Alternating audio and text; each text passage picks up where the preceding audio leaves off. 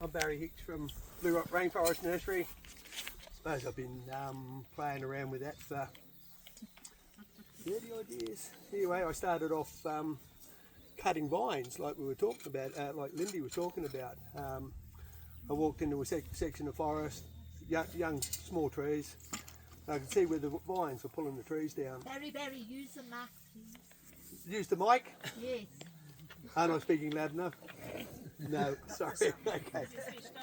Is that working? No. It needs to be turned on. Just. My technical assistant. Oh yeah. Right up. Yeah. Bring it in. Okay, thank you. So I started off cutting the vines, like Lindy was talking about earlier, and I could see where the vines were pulling down the trees. And I went in with, I thought, is this the right thing to do or not? I didn't know whether it was the right thing to do. So I walked in with some loppers and a little chainsaw, and I started cutting. I did about a 2-acre section. And then after a few years, I could see the way these trees had straightened themselves up. And I thought, okay. And then I did a bit more and kept doing it. And then year 2000, I gave up smoking. So I just did mindless vine cutting. I just went vine cutting, and I did a lot. In the end I did about 40 odd acres, 50 acres. Wow! And it was a lot. And then and all that time I've been collecting seeds, germinating rainforest seeds, and that time wandering around the forest cutting vines, it sort of got me familiar with the plants, and then slowly but surely started identifying them, working out what they are, work out their habits, where they like to grow, and now we're trying to put that into practice, planting trees out into paddocks, which is, we've still got a lot to learn, but we're out there doing it, and I think looking at this year, so far so good. It's looking very successful, and I'm curious to what's going to happen in winter, but I think it's looking very successful. So, if anybody's got any questions, please grab me later and ask about plants and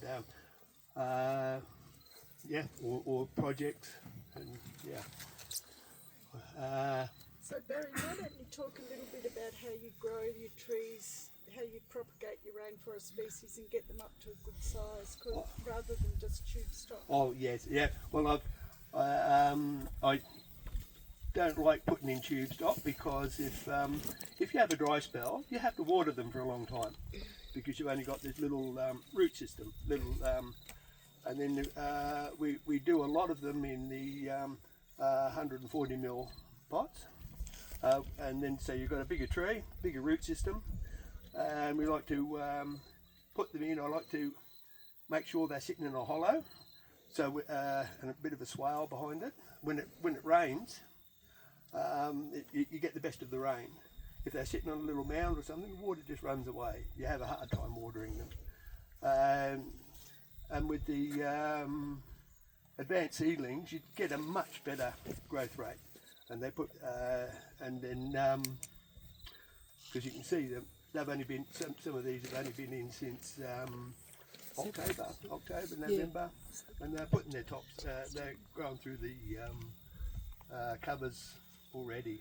And we're hoping with these covers, they're going to help break the frost. Of course, it stops the wallabies from browsing, like the swamp. If you've got swamp wallabies here, they're the main offenders. They come and eat your seedlings down. Barry, these are good. I like your long stakes. Yeah. You can actually be able to lift it up. You can lift them up, yeah. Well, that staple or we were lucky to get them, because we got a source down in Thora where we picked them up. So that's a good idea. It is, and then for the shorter people, it makes it hard to knock them in. Yes, it does. I tell you. I'm looking at somebody there who has trouble with it. And me. Barry, do you want to go back to how you do your potting mix? Because I think that's really part of the success of the trees. Well, where my nursery is, where our nursery is, I'm up in back blocks. It's not very accessible, but we do have Go Blue Rock. Is that an understatement? That's pretty accurate.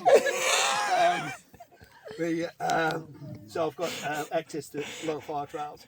So I rake up the sides of the fire trails, pick up the leaf litter, and I pile it in the bays. And we've also got a mulcher, a chipper, a small industrial chipper. So I clear the edges of the roads, cut the acacias and some of the eucalypts, and we run them through the chipper. And we put them into bays, and that makes a potting mix. And it's full of all our local goodies, all the fungus and bacteria that comes out of the forest. Yeah.